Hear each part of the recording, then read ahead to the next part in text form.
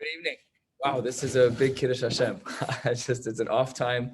We couldn't have done the regular time. This is, it's beautiful that we're being Kovei Itim. And in fact, in today's Daf Yomi, we'll get some Hakaras Hatov for the Rebbitzins who are currently home holding down the fort while we are learning. But you're not fasting. I'm not fasting, but my wife is fasting. It makes it even worse. Not only are you not fasting, but you left the house. It's just a very bad. Yeah, so I left when she wasn't looking. It was perfect.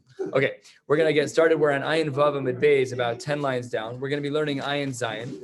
Just fair warning that much of the Gemara that we're going to learn today, we're not going to understand other than in story form. There's many, many levels. It's stories about Yechezkel and Daniel and Gavriel and angels and inside the Pargod with HaKadosh Baruch Hu and outside the Pargod. So I'm just saying the article wrote on the bottom that it was beyond human comprehension or some kind of language like that. So we're going to read it on a surface topical level because that's all I understand. So that's what we're going to get done today. But first, let's talk about one semi-halachic piece of Gemara, which is how do we know that Rechitza is an Inui? We know that there are Chameshes Inuyim, that there are 5 things that are considered afflictions. So the Gemara says about 15 lines, 13, 14 lines from the bottom of Ayin Vav Amid Beis, Ashkechan Sicha. We learned the other day that Sicha, anointing, is Taka, an Inui. But how do we know that there's an Inui called Rechitza? Rechitza Minal, and says the Gemara answer, attempt number 1, Amar Rav Zutra Bar Tuvia Amar Kra, because the pasuk says about Tabo Kamayim Bikirbo Uchashemen Ba'atzmosav. This pasuk speaking in the negative about water Bikirbo, so maybe we should assume that this is a speaking about Rechitza, that this water is talking about Rechitza. Says the Gemara, no. Ve'ema Kishasiya, maybe this is talking about drinking. After all, the pasuk does say Bikirbo. Says the Gemara, no. The water in this pasuk has to be Dumya Deshemen. Mashemen Me'avroyaf Mai Me'avroy. Just like oil in the anointing form is done on the outside of the body, on the skin, so too the water that we're talking about is on the outside of the body, referring to Rechitza. Sounds like a good Mari Makom. So says the Gemara, not such a good Mari Makom, because this very pasuk is used to prove the exact opposite. 10 lines from the bottom, we have a Tana who holds the exact opposite from a Mishnah. What does the Mishnah say to Tanan? The Mishnah says, Minayin l'sicha shehi kishasiya b'yom kippurim. How do we know that anointing is like drinking on Yom Kippur? So says the Gemara, quoting the Mishnah, even though it's not mukhrach to say this, but it is still possibly the case. The same pasuk that you tried to use to show us that Rechitza is what the pasuk was talking about, this Mishnah explicitly states that it's not talking about Rechitza, it's talking about Shasiya. So we're back to our question, which is, Minalan, how do we know that Rechitza is considered an Inui? So therefore, 2 lines before the wide lines, the Gemara changes gears. Ella, we have it explicitly in a pasuk, which really isn't explicit. What does the pasuk say? V'soch lo sachti, and it has a double language of soch, which means to anoint, and we assume that one of them is for sicha, and the other one of them is for Rechitza. Fine. Now there's a pasuk that we quoted above, and from here for the next 30 lines, this is the story about Gavriel, who was kicked out of the inner Pargod with HaKadosh Baruch Hu, and then he was let back in after he defended the Jewish people. So let's jump into the story. Mai va'ani basi b'dvarecha, that Gavriel was able to come back into the Pargod because of Daniel. Let's see what's going on here. Hainu d'chsiv. We're going to be skipping a little bit here, so just stay tuned because we're going to skip a couple of these lines. V'shivim ishi. This was part of his vision. V'shivim ish miziknei beis Yisrael v'ya'azinu ben Shafan omed b'socham. He was standing there with them. Ya'azinu was standing there with 70 men. Omdin lifneim v'ish miktar. They were all doing some type of Ktoras. It was done in an idol worship form. This was not done the right way. Skip from here to the top of Ayin Zayin Amid Aleph. That's according to some of the Defusim Yishanim of the Gemara did not have this pasuk quoted here. And the Gemara says, Vayavo Osi El Chatzer Beis Hashem Apnimis. He was taken up to watch this. He was taken into HaKadosh Baruch Hu's inner sanctum. Hine Pesach Heichal Hashem. The opening of the Heichal, Bein Ha'ulam Uvein HaMizbech, between the Ulam and the Mizbech, a space that we've spoken about a number of times, but in a different context. There were about 25 men. Achorehem el Heichal Hashem. Their backs were facing the opening of the Heichal. Ufnehem kedma, but their faces were facing forward, seemingly an unnecessary language. If your back was to the east, your face is obviously to the west. Why both? We'll get there in a second. And they were davening to the east toward the sun. So says the Gemara, I don't understand me. The fact that it says that they were facing east, don't I know that their backs were facing the Heichal? So says the Gemara, something that is so difficult for us to understand. We pine for the Beis HaMikdash. Why are we fasting today? because we recognize that there were mistakes in our history. For 2,000 years, we've been doing these kinds of fasts. How long do people hold on to their old traditions and values? This doesn't stop, and it's not going to stop until there's a Beis HaMikdash. Today is the perfect example of the Torah, authentic Orthodox Jew. We're holding on to that history, and we are not letting go. That Beis HaMikdash that we pine for, this is what they did back in the day. Why did it say if they're facing east? Why does it say that their backs were facing the Heichal? They would remove their garments, and they would defecate facing with their backsides toward the Heichal, an unbelievably difficult thing to understand. HaKadosh Baruch Hu says to Michael, that's enough. Michael, Sarcha Umasecha, your nation. Why does the Kadosh Baruch Hu push this off onto Michael? Good questions. There's like 50 questions you could ask off the cuff here, none of which we're going to engage by and large. So he says to Michael, your nation's made a big sircha, and they made a big mess up here. Amar Lefana Ribona Shalom Da'al Tova Shebohem, but there's at least some good people here. Don't destroy the Jewish people. Amar Lo, he says, nope, Ani Sorif Osam Vilatovim Shebohem. I'm going to destroy these people and all of the good ones in them. Some of them before Hashem say, because the good ones should have given Musar. They should have said something. This is not right. Pashut, it's not right. They should have stopped them. This is not okay. We know, of course, there's a mitzvah daraisa for tochacha. So, okay, you have to know that it can be heard, but something needed to be done. This was a huge chilul Hashem. So says the Gemara, miyad, immediately by Yomer el ha'ish lavush habadim. The person who's lavush habadim is a reference to Gabriel. Vayomer bo el binos lagalgal, go between the galgal, el tachas lakruv, underneath the kruv. These are references to angels. The command was that Gabriel was supposed to fill his hands with coals, and then mibinos lakruvim vizrok al ha'ir, that he was supposed to collect coals and throw them onto the people. We're about a quarter of the way down in the from Ayin Zayin Amud Aleph, says the Gemara. That's what he was supposed to do. Vayavo le'enai miyad, and then he grabbed the coals right away. Vayishlach hakaruv es yado, but he actually did it through the karuv, through one of the angels. So the angel of the karuv gathered the coals and put them in the hands of Gabriel. So he reached in and grabbed some coals between the kruvim. That's where he got the coals from. And he put it into the hands of Lavush Habadim, which is Gabriel. So really he broke the rules. Gabriel didn't listen exactly correctly. He's going to be reprimanded for that soon. So Amar Rav Chana bar Bizna, Amar Rav Shimon Chasida. Again, these things are above us, but here's what he says. If not for this added step where the Kruv gathered the coals and put them into the hands of Gabriel, without that slight lowering of temperature of the coals, there would be not one Jew left. Again, this language, the homily of Sonen Shal Yisrael is Jews who are rebellious. It's not the enemies of the Jews external. It's the enemies who are of the Jews internal. And still there would be not one person left. Uchsiv in the pasuk reads, V'hinei ha'ish levush habadim asher hakeses b'mosnav. So Gabriel referencing a particular garment of clothing. Meshiv davar le'mor asisi kasher tzivitsani. I did exactly like you said. So almost halfway down, the Gemara says, Am Rav Yochanan be'osa shah, at that exact moment, Hotzila Gabriel mechorei pargod, they kicked him out. He's no longer allowed in the inner sanctum with a Kadosh Baruch Hu. Again, not in parameters that we can think of, and with square feet. It's not like that. We don't understand any of this. And then not only did they kick him out, but umichyuhu, they also reprimanded him with lashes, shisin pulse denura, with 60 rods of fire. 60? Okay, there's so much to, these things are taken by people like the Maharal, and they're built into these beautiful edifices of Torah with so many remarkable facets, but no time. And I didn't read it anyways, but I'm sure that it's there because he talks about this all the time. Amr Le, and the musar back to Gabriel was as follows: Ilo avadit, lo avadit. If you didn't do it right away, we would have understood because you were probably waiting for HaKadosh Baruch Hu to have some rachamim. But I avadit, if you were going to do what you were told to do, why'd you do it the wrong way? Amai lo avadit kidipaktuch. Why did you do it like we commanded you? Namely, you were supposed to take the coals directly, but instead you took them from another angel. Why didn't you do that? And furthermore, davadit, less lach, now that you did it, less lach, don't you also hold of the principle in Meshivan ala kalkala? You're not supposed to give a bad report like this. You should have let everything go. So it says the Gemara, therefore he was replaced. Who was he replaced with? With Dubiel. Aisuha le Dubiel, Sarah de Parsoi. He was an angel. A Persian angel. Again, what does that mean? Ve'ukmei becharike. He was put in his place. Ve'shimesh esrim ve'echad yom. And he was put in the place of Gabriel for 21 days. Hainu d'chsiv. That's what the pasuk says. Sar malchus pras omed the negdi esrim ve'echad yom. V'hinei Michael echad hasar marishon bala azreini. And then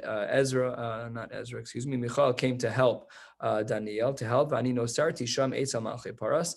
and he was helping there with all that was going on. So Daniel was functioning on this level where he was human, but interfacing with the angels and talking to Gavriel and talking to Dubiel, the Sar Paras. So it says the Gemara, last of the short lines, 2/3 of the way down. They gave him 21 kingdoms. Uparvasa de Mashig, and they gave him one of the ports, which is referred to as Mashig. Mashig was not actually the name of a place.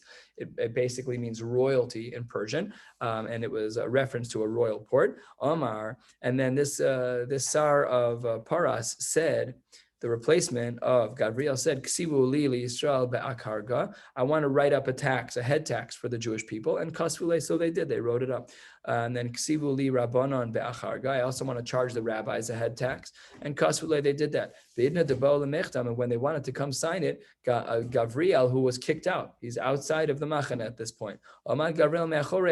He's standing outside, but clearly he knows what's going on. And he quotes a pasuk, Shav lachem mashkim ekum. You're not going to give any praise to those who get up early. Me'achare sheves, and for those who are who stay up late, ochle lechem ha'atzavim. They eat the bread of sadness. Kain yitain lidido shena. What does that last piece mean? Kain yitain. So says the Gemara. My kain yitain lidido shena. Amar Rabbi Yitzchak elun neshosehen shel talmidei chachamim. These are the wives of people who are committed to learning, of talmidei chachamim. They give up on a lot of sleep. It's not simple. Shemenadados shena. They all they can do at best is nod off. They never get a great night's sleep. They're up with the kids late. They're up with the kids early, and the husbands are up and out early and late. Our shiur is very late, probably one of the latest in town. It used to be the latest in town until we got lazy and put it to 8:40. So it says that was a big schus for the nashim. So that not only that, they're menadados shena ba'olam hazeh v'zochos l'olam haba. Unbelievable. They sacrifice a little bit here, but they get a lot over there in olam haba. But lo ishkichu. But nobody listened to Gabriel's argument that we, the Jewish people, we're doing everything right. We're doing these, okay, we have our, not everything, we made our mistakes, but we have people who are being memis atzmo l'Torah. So Amar lafana ribono shel olam, im yu kol chachmei umos olam bekaf moznaim. If you had one of those old school scales and you put all of the chachmei umos olam on one side and Daniel ish chamudos bekaf shniya. So it says the obvious rhetorical question, lo nimsa machriya es kulam. Wouldn't Daniel be greater than all of the Chachmei Umos Olam? So Amar Kodesh Baruch Hu, mi uzeh shemalabed zchus banai. Who is this that is giving a meritorious report on my children? So Amru Lefanav, the angels that were surrounding Kodesh Baruch Hu said, Ribono Shalom, Gavriel. It was Gavriel who was kicked out of the paragod. He was put outside of the wall. So Amar Lahem. So Kodesh Baruch Hu says to them, Yavo, let him come back in. That because of Daniel, Gavriel was able to come back in. And that's what we started with. That was the pasuk that we were talking about, is how did Gavriel get kicked out and come back in? It was through this idea of Daniel. Amar Lehu Leol, and they said, you can come back in, and I Iluhu. Then he came back in. When Gabriel came back in, Asa Ashkeche Lejubiel, he saw this his replacement to Nokale Leigrase Biyade, and he was holding these scrolls in his hands, the ones where he wanted to put the head tax on the Jews and on the Talmidei Chachamim. And Gabriel was Ba'al in Mirma Mine, and he wanted to take it from them. And as people do, he swallowed it. The guy just took his homework and just ate it, and nowhere to be seen again. Bala. So it says Gemarika de Amre, a little bit different. Michtav Hava Ksiva. Yes, it was written, but Michtam Lo Hava Chasma, but it was not yet signed. And Ikada Amri is still different. Af Michtam Nami Havachasma was actually signed already, but there was no bearing because Kedebale Machik Lemine, and it got erased in his stomach. The acidic lining of the stomach that just chewed the whole thing up. There was nothing left. Hainu Debe Malchusa de Paras. It's still true. Seemingly, this metaphysical discussion played out practically because in Pras, Ikad the Yoiv Karga, Ikad the Lo Yoiv Karga. Some people actually paid the head tax, and some did not. So this whole conversation that happened upstairs had some real practical things that were taking place in this world. This is like, we were talking on Shabbos, or we were talking about this, about the challahs on the bottom. So the Ramah says it's al pi Kabbalah. These are not things that we can easily understand. They're way out of our grasp. Nevertheless, Kabbalah has a role. And that's why by Sephardim in particular, they follow the world of Kabbalah. When it comes to Psak, the Ashkenazi world, typically, when there's a machlokas between a Kabbalistic source and a non-Kabbalistic source, we typically don't follow the Kabbalistic source. Okay, so these are different discussions to have, but here at least there was a practical conversation about whether or not a tax was required. And the pasuk continues, and then Gabriel saw the Sar of Yavan of Greece coming. He saw there it was terrible, and nobody listened to him. Okay, now all of this was an aside because one of the psukim that we tried to use to prove that Rechitza is in fact an Inui led us to this whole story about Gabriel, Daniel, Yechezkel, all of these players. So that was answer number one. Then says the Gemara, Sema, 3/4 of the way down at the 2 dots, halfway through the wide lines. Oh, you can also say that there's another Mari Makom that Rechitza the Ikri Inui Minalan. What's this new Mari Makom? Dehacha. Mehacha from here. Dechsi, what does the pasuk say? Lev Yasar Akoin Amar Hamelach Hanasos Le'alecha Al Sadecha Ki Ish Mavasata. Really, you deserve to die. V'yom Hazeh Lo Amisecha. I'm not going to kill you this day. Ki Nasasos Aron Hashem Lifnei David Avi, because you carried the Aron before my father. V'chi Hisanisa B'chol Asher Hisana Avi. And you suffered with all the many things that my father suffered with. And what were some of the things that my father suffered with? Says the Gemara. V'chsi Be'David Ki Amru Ha'am Ra'av Ve'ayev V'Tzama Bamidbar. Ra'av is Milechem. They didn't have bread. V'tzama Mimai, and he didn't have any water. And Ayef Mimai, what was he tired from? Well, what was his tiredness from? So says the Gemara, maybe we should say Lad Me Rechitza. Maybe his Inui was from Rechitza, that, when you're on the run and you're not able to come back home and take a shot, you got people watching your house, shells chasing dove. What are you supposed to do? So that's what he says. Maybe he couldn't take a good shower. Says the Gemara, no, lav dafka v'dilma min ilas sandal. Maybe what he was talking from, that he was tired from running, wasn't about showering, but maybe it was about ilas sandal. In which case, according to this approach, we no longer have a mari makom to say that rechitza is an inui, that rechitza is an affliction. So says the Gemara, 12 lines from the bottom on Ayin Zayin at Aleph. Says the Gemara, Ella, Amar Rav Yitzchak Mehacha. Here's another pasuk that indicates this much, that rechitza is an inui. Says the Gemara, Mayim karim al nefesh ayefa, cold water on a tired soul. But dilma mishasiya. You wanted to say that pasuk is about rechitza? Maybe it's not. Maybe it's about shasiya. Says the Gemara, no. Miksiv be nefesh ayefa, that the water was going into the nefesh that you're drinking it. No, al nefesh ayefa ksiv, and that the Gemara embraces as option number 2. So b'kitzur, we have 2 viable answers as to how we know that rechitza is an inui. And that brings us to the next step of the Chameshes Sinuim, which is Ni'ilas HaSandal. Says the Gemara 10 lines from the bottom, Ni'ilas HaSandal Minalan. How do we know that Ni'ilas HaSandal is considered to be one of the Chameshes Sinuim? Says the Gemara, D'chsiv David Ole B'male Hazesim, Ole Uboche V'rosh Lo Chafoi, V'holech Yachef. He was walking Yachef, which typically means barefoot. Yachef Mimai, what was he barefoot from? La Ni'ilas HaSandal. Doesn't it mean that he wasn't wearing any shoes? Says the Gemara, no. Dilma Misusya Umartika. Maybe it was talking about the fact that he didn't have a horse to walk with, and he didn't have a whip to hit the horse with in order to run, in order to travel more easily. So yeah, he was tired on his feet, but not because he didn't have shoes, but because he didn't have his regular mode of transportation. El Amar of Nachman Reitzak. It must be that the source that Ni'ilas HaSandal is inui, is an affliction, is from another place, 8 lines from the bottom. Mehacha lechu pitachta asak me'al masnecha v'na'alcha v'tachlos me'al raglecha. That seems pretty clear. You're gonna remove your shoe from your feet. Uchsiv, it also says v'yaskein haloch arom v'yachef. So what does it mean? Yachef mimai lab min ilas hasandal. That pasuk seems to be even more clear than the previous one that we're talking about ilas hasandal. In which case we should have a good mari makom to indicate that ilas hasandal is an inui, one of the chamesh inuim. Says the Gemara lav dafka. Maybe we should say ve'ema min alim hametulaim. Maybe it's not that you had no shoes, but it's that you had shoes with patches. Maybe it wasn't that you had no shoes at all. Says the Gemara. In fact, we have to say this because the pasuk also says arum. The pasuk also says that he was not dressed. Dilote mahachi. Then arum mamish. He was walking around mamish without clothes on. That's not normal. Ella, that must have been that over there by the word arum. It was begadim beluyim. We're talking about clothes that are with rags, but he was covered properly, at least at a minimum. And achanami here, but it must also be that it's b'min alim hamatulaim. In which case we are talking about shoes that have patches on them, and therefore we again don't have a mari makom to say that ilas hasandal is an inui. So therefore the Gemara presents another answer to this question, 4 lines from the bottom. How do we know that ilas hasandal is one of the inuyim? Ela amar Rav Nachman bar Yitzchak mehacha mani raglech miyachef v'garoncha mitzama. You should hold back your feet from being yachef, from being barefoot, and v'garoncha mitzama, and your throat from being thirsty. Mani etzmech minachet. One should prevent themselves from doing averos kedei shelo yavo raglecha lidei yachuv. That one should therefore not end up being barefoot. Mani l'shonecha midvarim batelim. You should make sure that you don't end up speaking things that are wasteful, kedei shelo yavo groncha lidei tzama, because that could lead to thirst. And this is considered an acceptable answer to the Gemara, and therefore we now have our mari makom for, I think this is the 4th one, right? We did achila shasiya, we did sicha, we did rechitza, we did nilas hasandal. Last one left is tashmish amita. Says the Gemara, 2 lines from the bottom, Tashma Shamita Dikriya Inui Minala. How do we know that the Tashma Shamita is going to be considered to be an Inui? So says the Gemara, because the pasuk says, "Im ta'anes ben osai ve'im tikach noshim." This is Lavan talking to Yaakov. Im ta'anes ben osai, if you afflict my daughters, meaning withholding tashma shamita.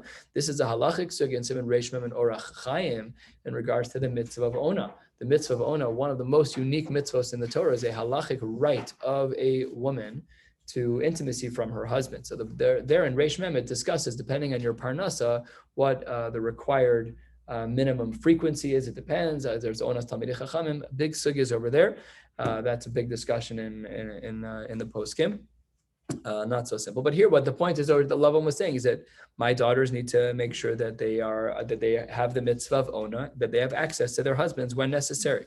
So he said 2 things. He said im tanes ben osai and ve'im tikach nashim. Number 1 is that make sure that my daughters have the mitzvah of ona in their right, that they are taken care of. And number 2, ve'im tikach nashim, that you should not take more wives. Top of Daf Ayin Zayin Amud Beis, im taneh mitashmish. That means that one needs to make sure that the mitzvah of ona is fulfilled. And the next one is ve'im tikach, is mitzaros, not to take more wives. Now remember that we already know what happened here. We know that Yaakov had Bilhah and Zilpah, so that's going to come up in the Gemara in a moment. It says the Gemara, ve'im idi ve'idi mitzaros. Maybe really both of these parts of the pasuk, im ta'aneh and ve'im tikach, it's not about the tashma shamita per se. Maybe they're both talking about other wives, and they're both talking about the same thing, namely, you can't have it be that there's going to be less tashma shamita because there are other wives. That's maybe how we should read the pasuk. Says the Gemara, you cannot read the pasuk that way because miksiv im tikach. The pasuk doesn't say im ta'aneh im tikach, that they're both interdependent, that they're the same. That I'm going to withhold tashma shamita because of otherwise. No, it's im this and im that. So that means that there really are 2 things, and they're not both talking about tsaros, which is a reference to other wives. Says the Gemara, miksiv im tikach. No, it's im tikach, and therefore they're therefore 2 totally different things. So it says the Gemara in Zayin base 3 lines down. Maybe again, both of them are really talking about tsaros. Chad letzaros tidei. One is a reference to the wives he already has, Bilhah and Zilpah. V'chad letzaros de'asyan le'me'alma. And another is the possibility of him having other wives down the road. So there, maybe that's what Lavan was saying to Yaakov. Says the Gemara, Dumya de im tikach. That doesn't work either. Miksiv im tikach ve'im ta'aneh. It doesn't say im tikach ve'im ta'aneh. It says it the other way. Im ta'aneh ve'im tikach ksiv. So if it had been the first way, it would have been a little bit backwards. We would have assumed the more severe one to be first, and that would be the isser of violating the isser of ona, followed by what is not an isser of having more wives. And because it says im ta'aneh first, it can't be the way that the Gemara presented about tutsaros. So therefore, it is considered to be that we have a good Mari Makom, that im ta'aneh is a reference to tashmish. So says the Gemara, Amalei Rav Papa le'abaye ha tashmish gufa ikri inui. We know this already. We have a pasuk that says vayishkav osa vaya'aneha. This is the story of Dinah and Shechem, where Dinah was raped. But the Gemara gives a very, I've never heard this before until I learned this Gemara. The Gemara gives a very unique spin on that story. So we see there, vayishkav osa vaya'aneha. They had tashmish, and then there was inui. So, but that doesn't work. We thought Inui was no tashmish. Here there was tashmish, and then that was considered Inui. So Amar Le, so Abaye says back to Rav Papa, no, Amar Le Hasam She'ina mi bios acheros, that apparently Dinah was interested in more tashmish amita after she was taken advantage of. So says the Gemara that was the Inui. It was not that there was tashmish and that there was Inui. It's that the lack of other episodes of tashmish amita that were withheld from her was considered an Inui, and that answers our last question. Now we have Mari Makomos for all 5 of the Chameshes Inuyim that indicate that all of them are considered to be an Inui. 10 lines down, Ayin Zayin Amud Beis. Let's continue. Tana Rabbanon, the rabbis taught us. We're going to see a couple of Mari Makomos now about Rechitza. The rabbis taught us, Asr lirchotz mixas gufo kechol gufo. You can't wash your hand, and you also can't wash your body. But if one was covered in mud and they were covered in dirt, so then that's not the problem. Then you can wash your body. We gave this example. You face plant into a puddle of mud on Yom Kippur, go home and get, one of my kids walked home and his feet with the shoes, with the water, with the socks, his feet were dirty. So he said, is it mutter on Shabbos to run cold water in a bath and stick your foot under the bath? Yeah, that's mutter. It's aver. It's cold water. No problem. There's a shaila in the tshuva in the postgame about using liquid soap. By and large, people are relatively makel when it comes to that, whatever the kula is. But here, that would be totally mutter, even on Yom Kippur. So no problem. And that's about rechitza. Also, 12 lines down says the Gemara, you can't anoint just your hands, no lotions, nothing. And that would be true for your whole body as well. If you were sick or if you had some type of rash or some type of scabbing on your head, so then so this is a very important caveat to what the Mishnah considers the chamesh sinuyim. There has to be be'inui. That doesn't mean that when there's a direct practical need for rechitza that it's there for usher. It's what we refer to as rechitza shel tanug. That's what's problematic, and sicha shel tanug. And these examples, the Gemara's caveats, are critical because it's indicating that when these things are warranted for external reasons, that's not for hana. It's because you're covered in mud, so then it would be mutter. First of the very long lines, Tana de Bemenash Rashbag Omer. A woman can wash one of her hands in order to feed a child, and she should not worry about that. That's not a problem. So what is this talking about? So some of the Meforshim here point out that there used to be a custom for people to wash their hands like in the Netilas Yadayim style of washing their hands right before they fed a child, separate of the fact that they had to wash when they woke up. We don't do this anymore. Some of the Meforshim here say that this is not shaykh by us, that this type of ruach ra is not shaykh by us, but that's what the sugya we're talking about. He didn't want to feed his kids with one hand. He didn't want to wash that one hand. And they forced him to wash hands with both. My time because Amar Abaye Mishum Shivta. Shivta is the name of the ruach ra that we're discussing. So 4 lines into the wide lines, Tan Rabbana Holach La'akbel Pnei Aviv, Opnei Rabo, Opnei Mishagadol Mimenu. If you're going to on Yom Kippur, you're going to see your father. You're going to go see your Rebbe, or if you're going to go see someone who's greater than you, so then you're allowed to walk through water. Even on Yom Kippur, it's not considered rechitza. Over ad salvaru b'mayim be'eno choshesh. You can walk even if it's up to your neck, no problem. What about the reverse? Harav etzel talmid mai. What if the Rebbe is going to the Talmud? Can the Rebbe walk through water? So says the Gemara, that's an easy one. We'll see that it's not so easy, but seemingly that's an easy 1/3 of the way down. Tashma, Amar Rav Yitzchak bar Barchana, Ana chazise leZeiri. I saw that Zeiri was traveling to Azal agabe Rav Chia bar Ashi Talmidi. He was walking there and he walked through water. So seemingly it should be mutter. Rav Ashi says no. You got the story backwards. Amar Hahu Rav Chia bar Some say the story was the other way. And if it's the Talmud walking to the Rebbe, there's no raya about the Rebbe. So basically, because we don't know which version of the story is correct, the Rebbe walking to the Talmud or vice versa, we therefore don't know. Almost halfway down, Rava Shar Livnei Avar Yamina, Leme'evar B'maya Linture Pire. Rava allowed the people who lived in Avar Yamina to walk through water in order to be in a place where they could watch over their fruits. That would not be the Isra of Rechitza, as per our Mishnah. Amar le'Abaye le'Rava Tanya de Mesailach. There's a brisa that supports you. Abaye to Rava.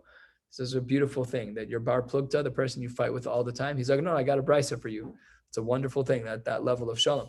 Tanya de Mesailach Shomrei Peros overnat Savar and B'mayin Ben Chosheshim. Okay, and similarly, Rabbi Yosef Sharluhu Livnei Beitarbu Lemevar B'maya Lemeisei Lepirka. He said that people are allowed to go to the base medrash. They could walk through water. They could walk up to their neck in water, no problem. Lemeisei Lepirka to go hear a shiur. But Lemeza Lo Sharluhu. But they weren't allowed to go home afterwards.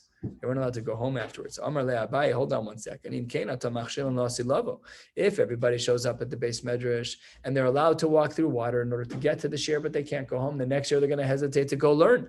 And that's a big problem. So says the Gemara, that's why there's another version of this story. We did allow them to go learn, and they were also allowed to come back home afterwards. That sounds even better. So then the Gemara in this second iteration of the story, I understand why you're coming. That's wonderful. Go learn Torah. Why is it then that you're allowed to go back home? Says the Gemara. Think about that. You already learned. It's all because of Bittul Torah. You already learned. And the halacha is that you're allowed to go back, that you're allowed to go back home. You're allowed to walk back home through water for no purpose at all, because when you get home, you're just going to be wet. You're not coming to a shiur. So we don't consider that rechitza in halacha. That's very strange. You're literally walking through water. And the only reason it's a mutter is because of the concern that maybe next year you won't go to the same shiur. For one shiur, once a year, we allow you to walk through water on Yom Kippur. That sounds like rechitza. We would have said, Mark likes swimming on Shabbos, like Mark's talking about all the time. I don't like it's a necessity. Yes, a necessity. It's not rechitza shel tanuk. It's no. Is this like going to the hospital on Shabbos? But Moshe Feinstein has a big tshuva about that, an important tshuva, I should say. I actually utilized it once, and the Rabbi Matenki told me that I might have done something wrong, and then I asked Rabbi Gedalia Dov Schwartz. I took a kid. I was in Mosheva as a staff member, and I took a kid to the hospital on Shabbos, and I had heard this tshuva in Smicha, and I'm like, Rav Moshe. And I didn't know that I was applying a svara beyond Rav Moshe. I just thought I was following Rav Moshe. I didn't know. I'm like, oh yeah, that was his tshuva. Like afterwards you go back because then next time you're not going to go to the hospital with the kid and there's pikuach nefashos. So I got back and Rabbi Tanki's like, yeah, that was probably Chil Shabbos. That's probably not so geshmak. This was like 20 years ago, 15 years ago, whatever it was. So then I asked Rabbi Gedalia Dov Schwartz Zatzal, I asked him subsequently, I said, is there a svara to do what I did? And he said, there is such a svara. He wasn't very strong about it. It wasn't like, yes, this is Rav Moshe. I think he was just trying to make me feel better that I was Michal Shabbos. I'm not sure. The tshuva says that for people who are like in the medical field, that if you don't allow them to come home, that every Shabbos they're going to be out and it's going to be a huge tircha. Yeah, so I didn't think, I wasn't thinking thoroughly. I just got back and I just took the Uber of old. I took a taxi home from Wild Rose Hospital, whatever it was. So then it wasn't so good, and it probably was not mutter what I did. But the svara, the rationale is the same, Ari. And the truth is, that's a good argument for what I'm saying. It's once a year. You're not a medical professional. It's once a year. So anyways, I was probably Michal Shabbos. As I continue to teach Daf Yomi, let's continue. So it says, I don't even know where we are anymore here. Oh, let me say the Pirka. Okay, fine. So we're about halfway down. Says the Gemara. Rav Yehuda Rav Shmuel bar Rav Yehuda, Rav Shmuel bar Rav Yehuda, Havu Kaime Aguda Dinar. They were standing on the bank of the Nahar of Papa, on Nivra de Chatzdad. They were standing by the cross point called Chatzdad. Vahavu Kai Rami bar Papa Mehach Gisan. On the other side of the water, they saw Rami bar Papa. So Rama Lahu Kali raised his voice nice and loud and said, I want to talk in learning. Is it okay? Am I allowed to wade through the waters to come get you? Amar Rabbi Yehuda, he says to him, Amar Rabbi Yehuda, Rav v'Shmuel da Amri Tarvahu over. You're allowed to bilvad shelo yotzi yada mitachas chafas chaluka. You cannot take out what you're wearing from under. You can't take your arm out from what you're wearing. Basically, you can't wear your clothes in a weird way because otherwise it might be carrying. Why do we care about carrying? It's Yom Kippur, so it must have been talking about Shabbos and Yom Kippur. On Yom Kippur during the year. Did we learn about this already? It's just like Shabbos. Didn't we learn about this in the Gemara a couple of blot ago? No? Anyone? What did we learn about? I know this came up.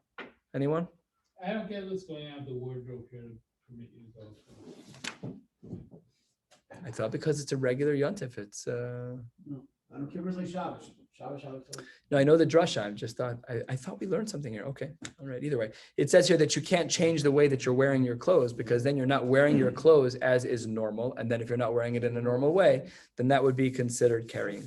So that's what the Gemara says here with the clothes, that is, you're allowed to cross over. That's what Rami Bar Papa said back to them. You can cross over, you can walk through water, but you have to wear your clothes in the proper way. Ikada Amri Amrle Rav Shmuel Bar Rav Yehuda Tanina. We have a brisa that says over ubavad shelo yotzi yado mitachas chefes chaluko, similar, but from a brisa instead of being quoted from an Amora. Maskif la Rav Yosef uvechol ki hagavna mishari. Who says that you're allowed to cross up to your neck in water even during the week? That should be something that's dangerous. Forget about the halachos of Shabbos and Yontif. The pasuk says, and we know that this is a famous story that as part of the Nevuah, that we see a little bit of water coming out of the Kodesh, and it gets wider and wider and wider as it leaves the Mikdash area until it's a full stream. So that's this pasuk over here, a collection of pasukim. Vaksiv, 2/3 of the way down. Vayamad elef be'ama be'avirini b'maya me'afasim. They got up to the ankles. Mikan shemuter lav or adav saim. That's okay. You can walk through water like that. Not dangerous. Vayamad elef and 1,000 amosad be'avirin b'mayim. Mayim bir kaim up to the knees. Mikan shemuter lav or ad bir kaim. Good, we're doing good so far. V'yamad elef yavirin another 1,000 me mosnaim up to the waist. Mikan shemuter lav or ad mosnaim. Mikan ba'elech, but everything after that is not allowed. V'yamad elef nachal asher lo uchal lavor. At that point, it should be aser. So says the Gemara. It's true when the water is flowing like that it's very problematic. I agree. Amar Abaye shiny nachal de redife maya. In this case, the water is flowing so strongly that therefore it is problematic, and that would be usher. It's taka true. So the halacha should be like this: if you're going through a white water rafting channel that's right in front of you, that's usher if it's up to your neck. That's not allowed. But if you're going to anything below that, it should be mutter as long as it is not otherwise dangerous.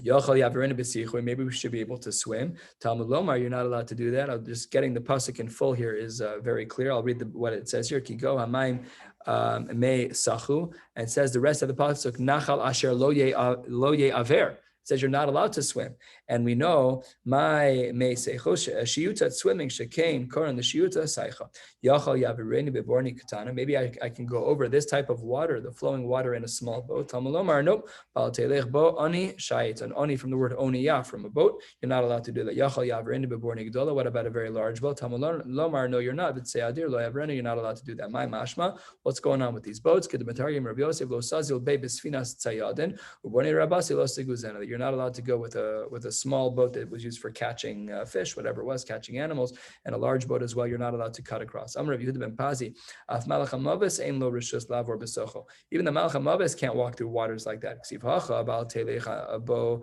anishayt, that we're not allowed to cross. That was by us. Ksiv hasan, by the satan. The pasuk there explicitly refers to the satan. Mishuta ar. So we make a comparison that the malach hamavis also can't cross waters like that. Amar Rav Pinchas mishum Rav Huna tzipora. When the water is going to come out of the Beis Kodesh HaKodashim, here was the beginning. It was as thin as the antenna of a grasshopper. When it left the Heichal, so it started out tiny, a little bit wider, like one of the strings in the loom. The cross wire was a little bit wider. It was like a small utensil. Behind Uditznan, that's what the Mishnah says. Mayim, turning to the top of Ayin Ches Merav, Mayim mipachin asidin lios yotzin mi tachas miftan abayis. It's going to come out from under the threshold of the mikdash. Mikan va'elech hayim miskaber va'ole ad shemagia lepesach beis David. And by the time it got there, came shemagia lepesach beis David. Nasa kanachal shote. It was a big river at that point. Shebarochten zavin v'zavos nidos v'yodos. And at that point, the women who were zavin and zavos and nidos and yodos, all of those women would go into the mikvah to become tehoros. So then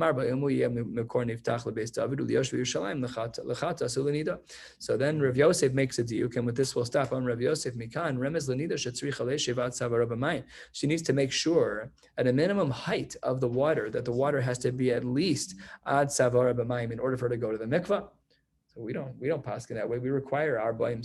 Usually in the men's mikvah, if you stand up in the men's mikvah, it's usually up to your chest. It doesn't have to be up to your tzavar. That would be very difficult. Says the Gemara, that's not the din. Yes, 40. This is like adding another layer to our b'ayim. You need 40 sa, plus it has to be a minimum height requirement as well. So the narrowness versus the width of, if you have a very wide pool, I mean, you have to think about it. If you go into the kiddie pool, you can't go to the mikvah in the kiddie pool. The water's 1 foot high. It doesn't work. So there needs to be a certain maximum to the area of the pool so that the height of the water is tall enough so that you can actually submerge a human being under there. So that's why we always said in the Gemara, we've seen this a couple of times, Ama al-Ama Barum Gimel Amos. That's what we've always said is the minimum requirements for a mikvah, because that holds 40 sa, and the length and width are narrow enough that it's high enough that you can actually get under the water. So that's what the Gemara says here. That when a woman goes to the mikvah for nida, the water does not have to be ad savara b'mayim, rather just up to her waist. We'll stop right here. We'll pick up tomorrow, Mir Hashem, live on Zoom. If not live on Zoom, I'll pre-record and post and let you know. I'm hoping to be able to do it live. Wishing you all a beautiful day.